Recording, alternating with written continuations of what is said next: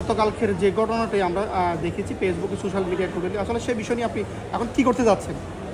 আচ্ছা, আপনারা গতকালকে যে বিষয়টি দেখেছেন যে বৈষম্যবিরোধী ছাত্র আন্দোলন চট্টগ্রাম মহানগরীর আহ্বায়ক আরিফ মঈনুদ্দিন এবং সদস্য সচিব নিজামুদ্দিন কারো কোনো মতামত ছাড়া এবং কোনো শোকজ নোটিশ থেকে শুরু করে কোনো সাংগঠনিক কোনো কার্যক্রম ছাড়া তারা হুট করে আমাকে যে বহিষ্কারিত যে একটা স্ট্যাটাস দেয় প্যাড তৈরি করে, এটা সম্পূর্ণ তাদের এখতিয়ারের বাইরে। প্রথমত তাদের এখতিয়ারের বাইরে, কারণ আমি একজন মুখপাত্র, সো আমারও সাইনিং পাওয়ার আছে।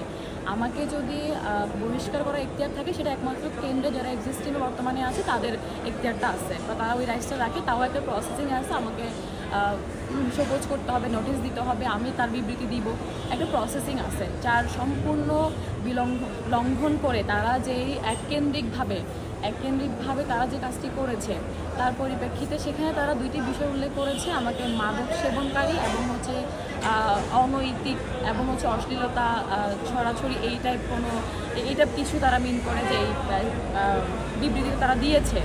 তার বিরুদ্ধে সম্পূর্ণ এটি আমার ব্যক্তিগত জীবন থেকে শুরু করে আমার প্রফেশনাল জীবন, এটি অনেক বড় একটি ইফেক্ট করবে বা পড়ছে, এবং আমার পারিবারিকভাবেও একটি ইফেক্ট করছে। যেমন আমাকে নিয়ে তারা যে বিবৃতিটা দিল, যা আমি তখন গতকাল রাতে যখন আলটিমেটাম দিই 2 ঘন্টার মধ্যে এটা প্রুফ দিতে হবে, তারা এখন অবধি কোনো প্রুফ দেয়নি। তখন আমি বলেছিলাম যে আমি আইনানুগ ব্যবস্থা নিব, যার পরিপ্রেক্ষিতে আজকে আমি উকিল নোটিশের মাধ্যমে তাদেরকে নোটিশ পাঠিয়েছি।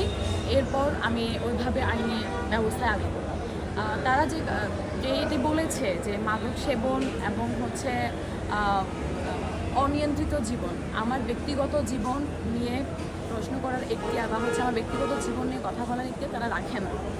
ইভেন সাংগঠনিক কোনো নিয়ম কানুনের মধ্যে বা আমি যদি সাংগঠনিক কোনো বিধি বা কোনো নিয়ম লঙ্ঘন করতাম, তখন তারা আমাকে শোকজ নোটিশ করে তারা কেন্দ্রের কাছে হস্তান্তর করার পর কেন্দ্র এই সিদ্ধান্ত নিত।